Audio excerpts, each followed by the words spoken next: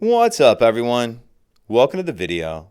Today we're going to take a look at how to replace the engine air filter in a 2025 Hyundai Palisade. And this Hyundai Palisade has the 3.8 liter V6. I'll put a link in the description box of this video to where you can find these replacement engine air filters if you're in need. So as you can see, I'm at the front of the vehicle. I already have the hood popped. Taking a look at the engine compartment. This item right here is going to be the access door to the engine air filter. So what I'm going to do is get my fingers behind this lid and then fold it open like that. Then there's these two clips that we need to move to the unlock position.